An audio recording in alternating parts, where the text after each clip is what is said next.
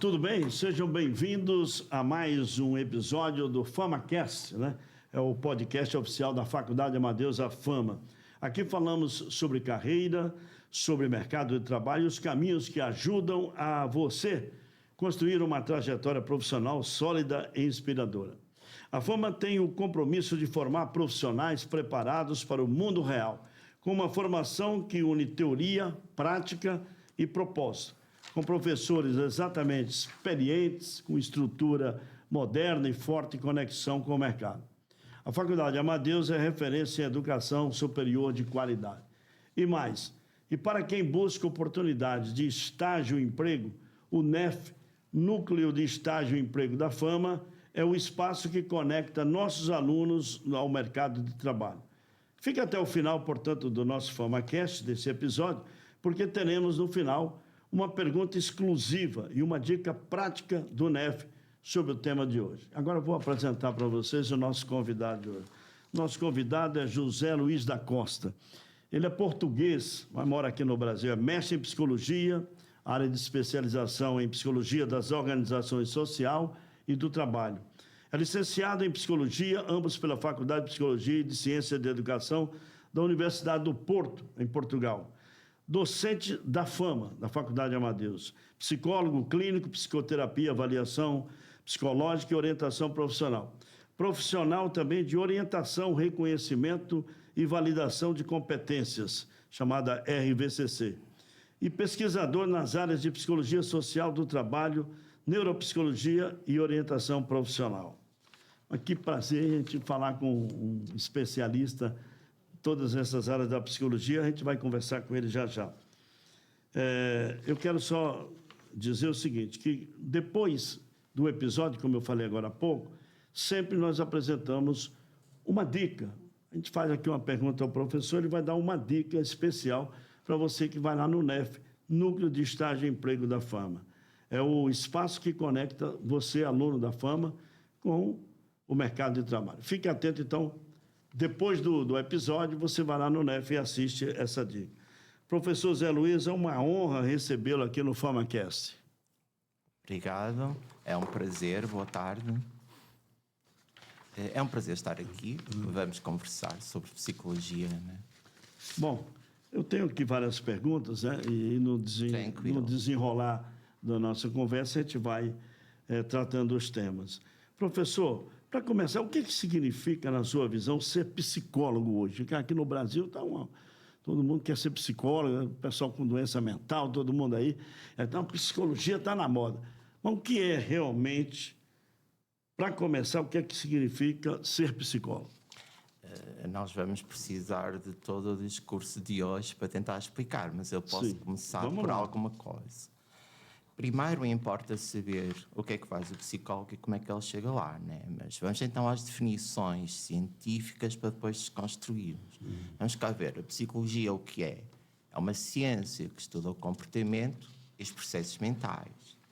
Logo, assim, de uma forma sucinta, poderei dizer que o psicólogo é um profissional que estuda e intervém no comportamento e na experiência humana, utilizando o método científico e que é regido por um código de ética rigoroso. Isto é uma frase simples que tenta explicar o que é um psicólogo, mas quando desconstruímos tudo isto é de bastante complexidade, como vamos ver hoje, tá? Bom, e o senhor acredita que o aluno de psicologia já começa a construir a sua identidade profissional ainda durante o curso? Como é que isso acontece? Primeiro, nós não podemos ultrapassar esta questão que é o processo de escolha. Ou seja, porque é que o aluno escolhe para a psicologia? Vamos perder aqui uns minutos para falar de uma questão bastante pertinente, que é os momentos de transição dos ciclos escolares. Repara, a maioria dos alunos entra no ensino superior sem saber aquilo que quer. Ou seja, nas instituições de ensino, raras vezes existe orientação vocacional profissional e o aluno vê-se na contingência de escolher algo que vai influenciar o seu futuro e muitas vezes escolhe errado. Basta você pensar no que está a acontecer relativamente à evasão e à própria reopção de curso. Não é preciso irmos muito longe. Se formos à Universidade Federal de Sergipe, nós vemos que, claro que isto varia de curso para curso e não podemos generalizar, né? Mas há cursos com uma taxa de evasão enorme e há muitos alunos a mudar de curso. Há uma perda de tempo, que eles têm que pagar determinados créditos, depois voltam para trás para iniciar outro curso. Há cursos que servem como trampolim para outros, ou seja, isto é complexo. Portanto, primeiro eu defendo que as escolas implementem projetos de orientação vocacional nos vários ciclos escolares, e digo vários ciclos todos, e tendo particular atenção nos momentos de transição. Não é? Vamos falar da transição do nono para o ensino médio e da transição do ensino médio para o ensino superior e depois da transição do ensino superior para o mercado de trabalho. E esta questão, porque é que o aluno escolhe psicologia? Tudo começa aí. Deixa-me só aqui abrir um parênteses. Quando eu falo em transição do ensino médio para o ensino superior, eu não posso esquecer os alunos que não querem ir para o ensino superior, né? Que eles querem ir para o mercado de trabalho, para os cursos profissionalizantes, tecnológicos, por aí fora. Mas, da experiência que eu tenho, e até estou a investiguei isso no doutorado, quando estive a investigar a orientação profissional, é que a maioria dos alunos não sabe porque é que escolheu o curso onde se matriculou. Portanto, e depois criam-se estereótipos sociais relativamente ao que é ser-se psicólogo. A maioria dos alunos acha que cursar um curso de psicologia é depois ser psicólogo clínico. Esse não é o objetivo maior da psicologia, como vamos falar hoje. Mas pode continuar com este questão. Sim, mas quer dizer, eu me empolgo, eu percebo que muita gente vai com aquela empolgação, né? Não só em psicologia, mas tantas outras profissões, né? Às vezes, eu mesmo fui tentar o vestibular para engenharia civil. Eu era técnico em estradas e, de repente, me tornei jornalista, né? Então, isso acontece com todo mundo, até você despontar realmente se é aquilo que você quer, né? Pois, mas é que enquanto não trabalharmos isso, vamos ter grandes problemas no ensino superior. Pense bem. Há uma coisa que me alegra muito no Brasil, é verificar que há alunos de todas as idades. Isso deixa muito feliz ver, né? E talvez seja porque eles querem fazer reestruturação da sua vida profissional, portanto, processos de escolha erróneos, muitas vezes. Mas pense bem, um aluno, quando termina o ensino médio, ele está ali 16, 17 anos, um pouco mais, um pouco menos, e está numa fase de vida de grande complexidade. Pense só. Como é que ele vai tomar uma decisão sobre o seu futuro se não é ajudado? Repare, hoje em dia, e de acordo com a psicologia do desenvolvimento, a adolescência vai até aos 20 anos. Depois entra-se na adultez emergente, jovem adulto, até a idade tardia. Nessa fase de desenvolvimento, o adolescente nem sequer tem o córtex pré-frontal maturado. De acordo com a ciência, claro que nós estamos sempre a evoluir com o avanço das neurociências, mas hoje em dia afirma-se que a maturação dá-se ali 24, 25 anos. Isto quer dizer que eles são, nessa fase da vida, essencialmente emocionais e menos racionais, porque as emoções interferem nas funções executivas, consequentemente na tomada de decisão. Portanto, eles não estão preparados para fazer escolhas.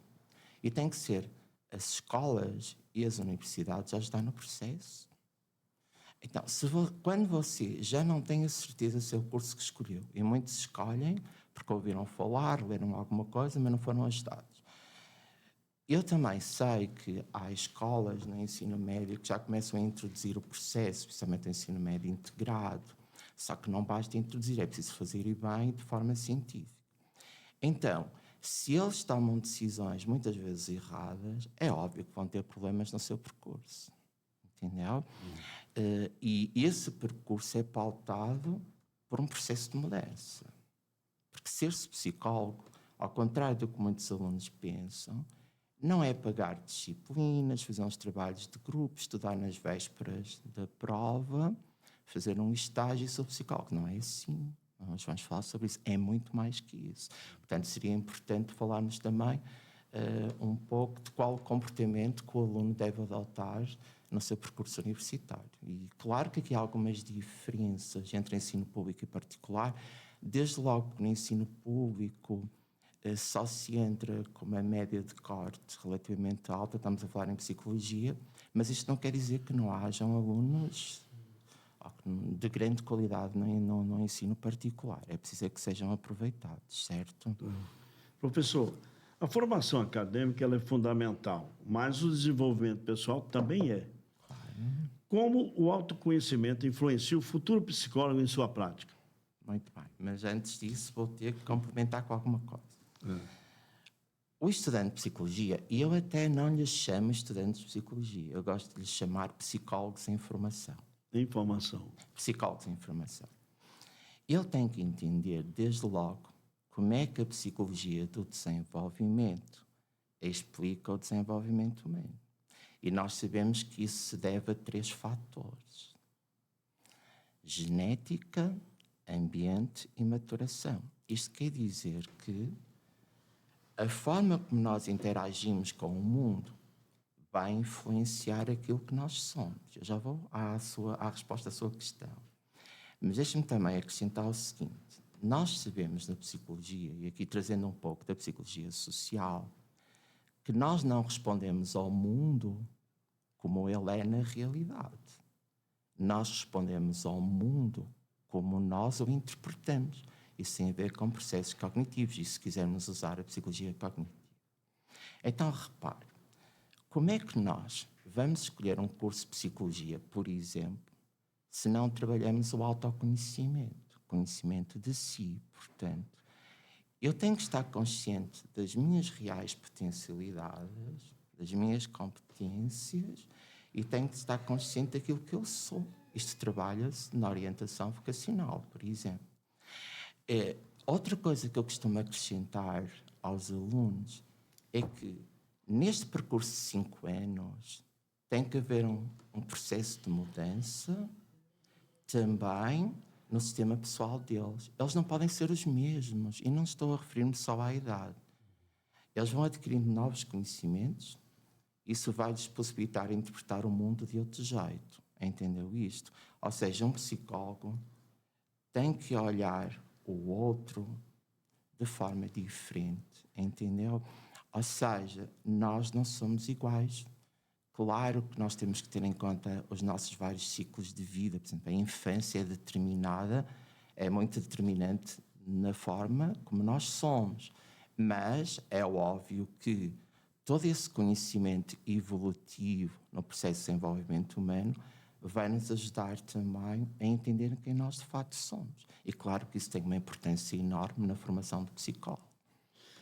Muito bem. A formação acadêmica, como eu disse, é fundamental. Agora, em um mundo em constantes transformações, quais são os principais desafios que o psicólogo enfrenta no mercado de trabalho atual? Desde logo, é porque o psicólogo não é só aquele que vai fazer atendimento clínico.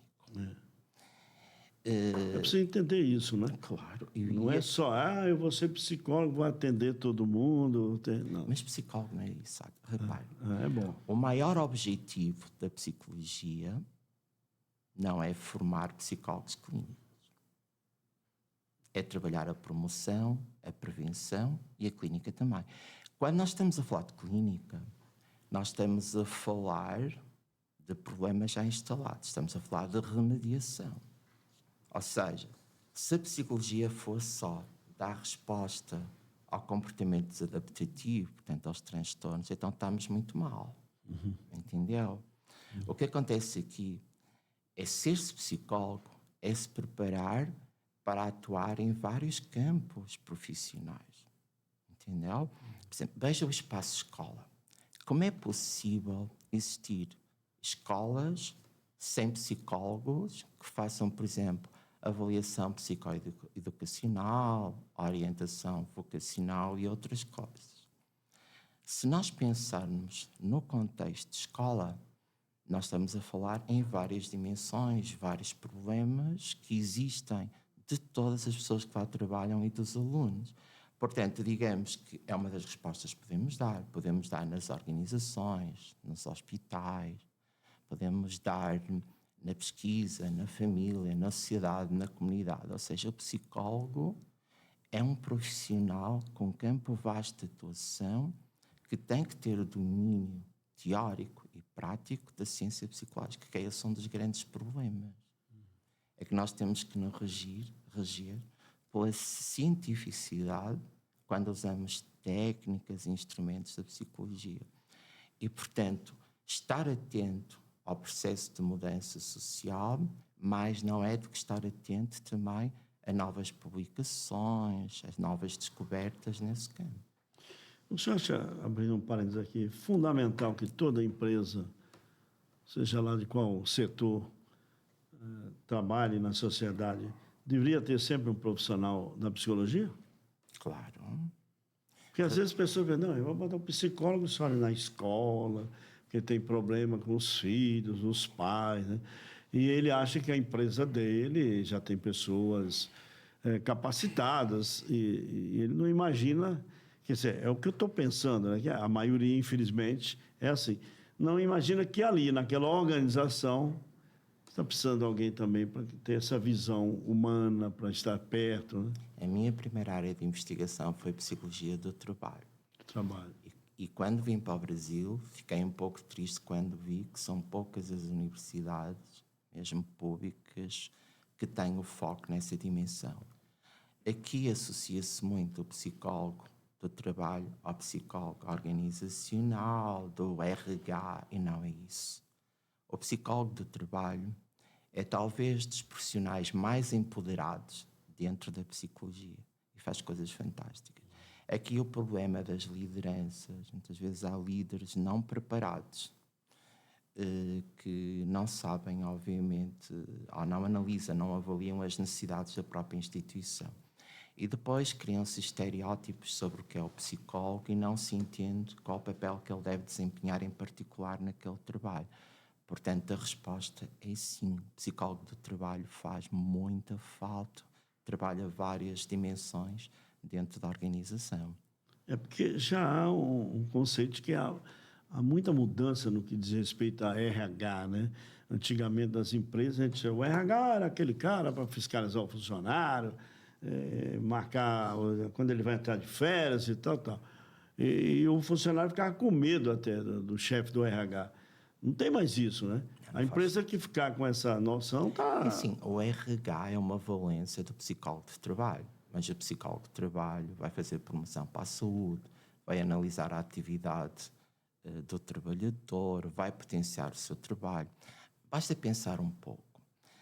Nestes países mais ocidentais, tradicionalistas, acha-se que trabalhar muitos dias produz-se mais. Isso está completamente errado. Por exemplo, há países nórdicos onde as pessoas trabalham 3 vezes por semana, produzem o mesmo. Por exemplo, no verão você vai aos jardins, aos parques dessas cidades e os casais estão a brincar com os seus filhos no jardim e eles saem cedo do trabalho. Isto é fantástico porque eles estão motivados para produzir mais, faz promoção da saúde porque o Estado tem menos gastos na saúde dos seus cidadãos. Portanto, esta política de escravizar o trabalhador não é correta e o psicólogo pode ajudar a fazer mudanças nesse aspecto. Entende? Bom, impressionante essa sua colocação, a gente fazendo uma reflexão, como na verdade você colocou aí, a pessoa trabalhar 3 dias na semana e produzir com toda a responsabilidade para aquela empresa, mas ter o direito à vida, né? A socializar, tá? Estar com os filhos, como se for. Quer dizer, eu não sei o que passa às vezes na mente desses, principalmente dos grandes empresários, como a gente chama aqui no Brasil, né? Da classe milionária, da classe dominante, e de repente toda vez se discute para você fazer uma mudança nas leis, para que o trabalhador ele fique só olhando o lado do dinheiro. Mas olha uma coisa que eu lhe vou dizer que é intrigante, mas verdadeiro. Uma pessoa incompetente tem medo de uma pessoa competente e então descarta o competente. Outro aspecto. Uma pessoa incompetente não sabe avaliar uma pessoa competente e o mercado de trabalho está cheio disso. Muitas vezes as pessoas que têm realmente qualidade são descartadas ou incomodam. Veem essas pessoas não como uma mais-valia, mas vêm como ameaça, então descartam. É esse o problema, para não falar no sistema político e outras coisas. Eu acho que nós estamos numa sociedade que devemos privilegiar menos o know-how do sentido da imagem social que a pessoa tem, portanto, aquilo que vocês chamam o status, e valorizar mais a competência. Só que é preciso saber encontrar a competência nessas pessoas. E há muitas pessoas competentes que são descartadas, não duvide disso. Bom, a gente está conversando aqui com o professor Zé Luiz, né? Professor Zé Luiz da Costa, ele é professor de português e mestre e licenciado em psicologia pela Faculdade de Psicologia e de Ciências da Educação da Universidade de Porto, Portugal. Mas é professor e da doutorado FAM. na mesma área. E doutorado na mesma área. E trabalha com... A gente puxou esse assunto, né? Da psicologia social do trabalho, a neuropsicologia, enfim. Nós estamos debatendo esse tema. Mas você que é aluno da FAMA, depois você pode ir lá no NEF, que é o Núcleo de Estágio e Emprego da FAMA, tem lá o link para você ir lá e tirar a dúvida, porque o professor vai deixar sempre uma dica importante para você que é aluno da FAMA. Então, não esqueça, o NEF está aí para isso, tá? Depois do episódio, mas você pode depois acompanhar essa dica. Professor, mas continuando, como é que o aluno pode aproveitar melhor o estágio e as experiências acadêmicas para definir o caminho que ele deseja seguir dentro da psicologia? Mas deixe-me falar primeiro na postura do aluno na sua caminhada. No dia a dia, né? Na sua caminhada. A experiência que eu tenho visto, acho que ele precisa de modificar alguns comportamentos. Primeiro, o processo de ensino-aprendizagem não é só assistir a aulas e estudar para provas. O aluno tem que se interessar pela prática de estudo autónomo, ou seja, ele tem que complementar aquilo que aprende com leituras. Claro que aqui o professor tem que ter um papel fundamental nesse processo.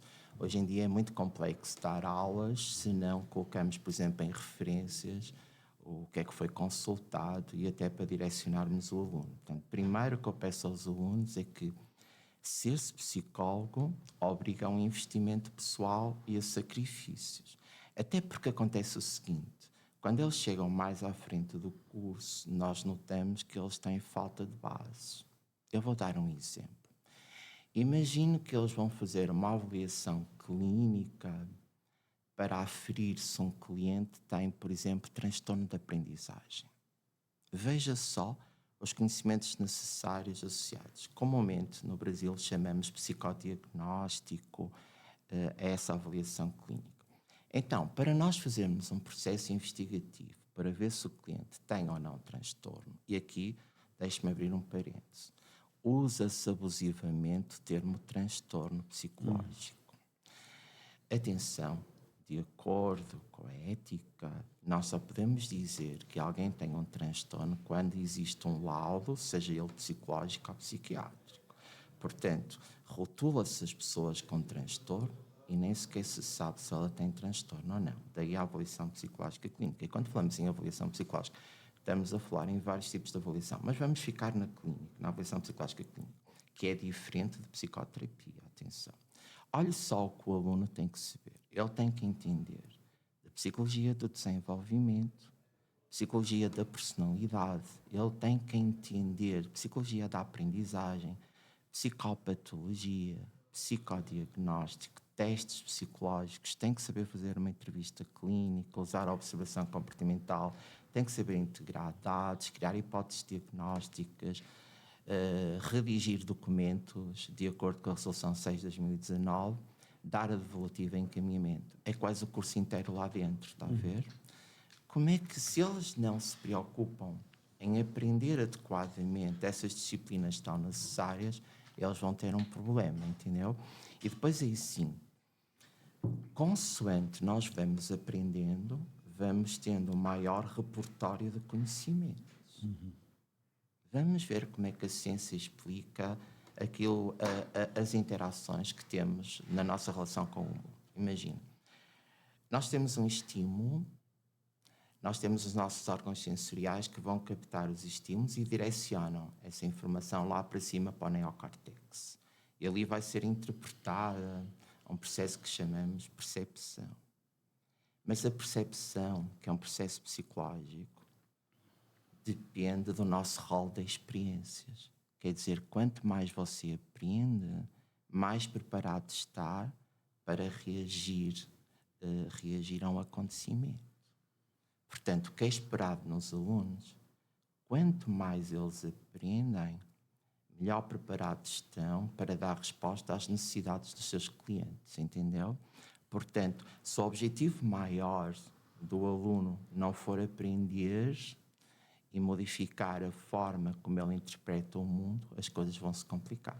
E depois há outra coisa, é que o psicólogo, quando está a ajudar um cliente, tem que procurar ser empático, ou seja, ele vai procurar analisar o mundo do cliente pelas lentes do cliente e não pelas suas próprias lentes. Ou seja, eu costumo dizer aos meus alunos que naquele espaço terapêutico de 50 minutos, o cliente é a pessoa mais importante do mundo para nós. Portanto, nós temos de ter uma série de repertório de aprendizagens para satisfazermos as necessidades do nosso cliente, que se quer que seja colaborativo connosco. Não é? Professor, o senhor que atua também na área de orientação profissional, quais habilidades e atitudes o futuro psicólogo precisa desenvolver para ter sucesso e se destacar? Na orientação profissional? Sim. Olha só, bem, repare, ser-se psicólogo de orientação profissional, isso é ser-se psicólogo clínico com uma série de valências. Mas vamos ver como é que um psicólogo se pode destacar no mundo do trabalho. Primeiro, não fazer coisas que não deve, que muitas vezes faz. Às vezes o aluno termina a graduação e começa logo a autopromover-se, do género, vou dar um exemplo. Acabou de terminar a graduação, tem diploma, vai ao Conselho Regional de Psicologia, fica com a carteira profissional, o tal CRP, e ele acha que já é psicólogo, mas não é. De acordo com a lei, ele é psicólogo, mas nós temos que pensar no Código de Ética.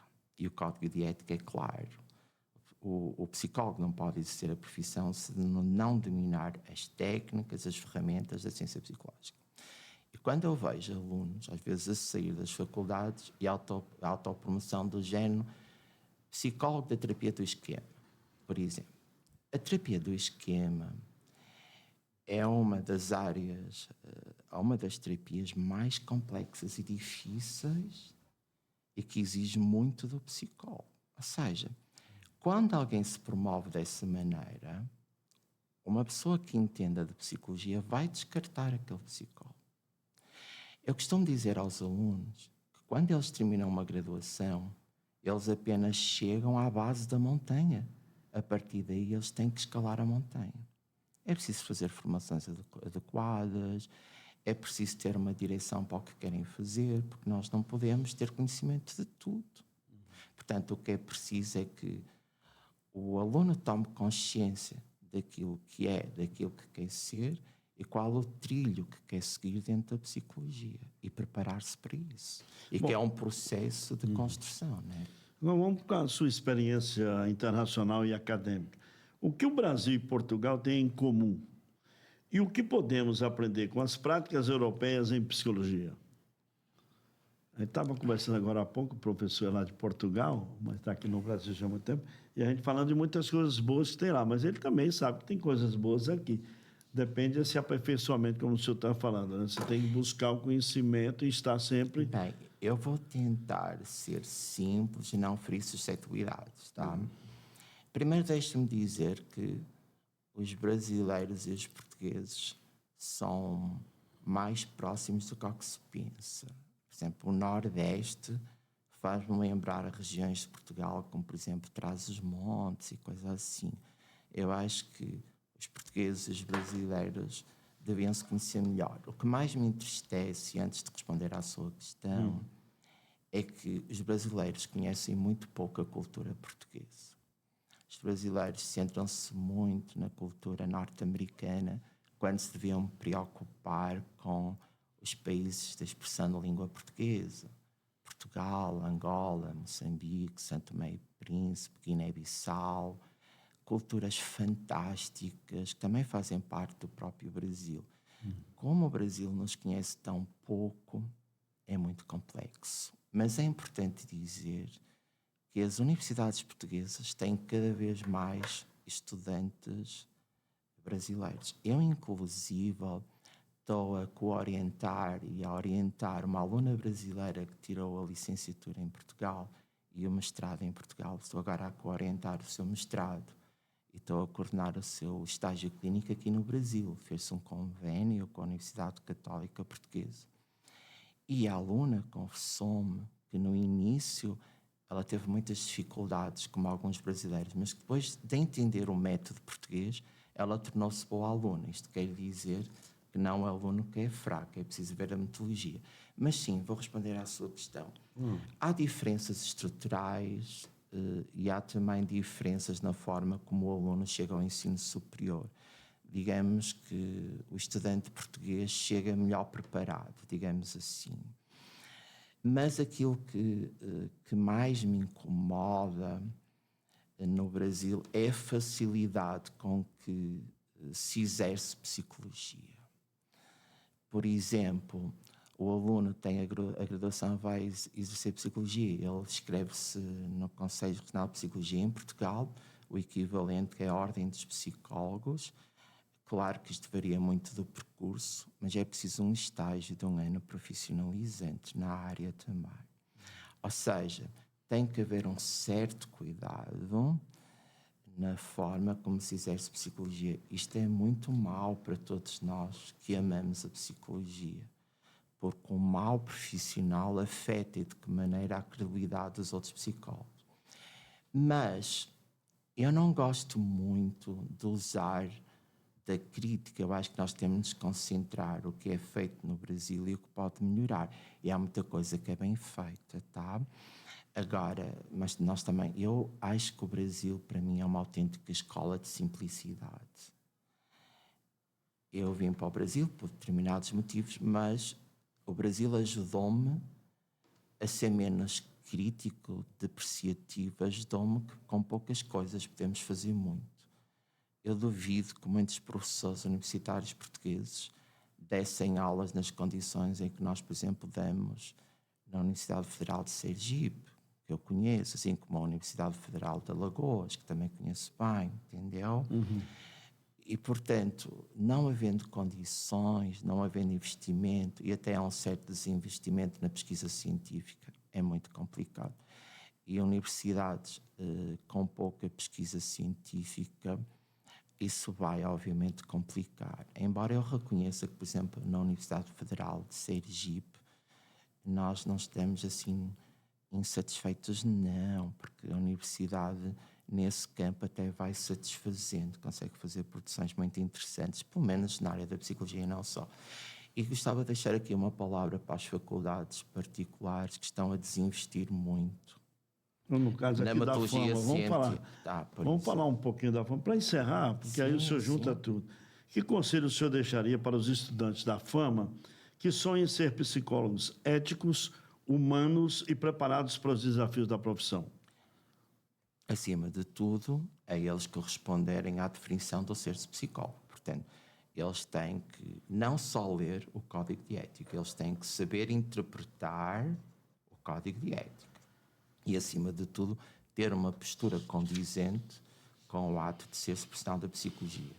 No seu percurso, eles devem se preocupar também com pesquisa científica, fazer trabalhos de campo também, trabalhos de extensão, envolver-se nos processos da faculdade, assistir a palestras, fazer formações adequadas e trabalhar num sentido da universidade onde eles estudam, criar condições para isso, entendeu? Portanto, sem ciência é muito complicado. E, acima de tudo, saberem que o processo formativo não termina com a graduação. Temos muito para caminhar e para escavar, né? Professor, que conversa inspiradora, eu mesmo gostei muito. Obrigado. Conversar com o professor José Luiz da Costa, professor da Fama.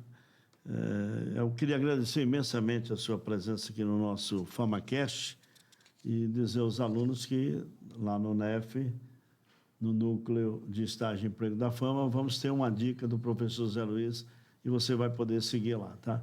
Professor, muito obrigado pela sua presença, hein? Obrigado, eu.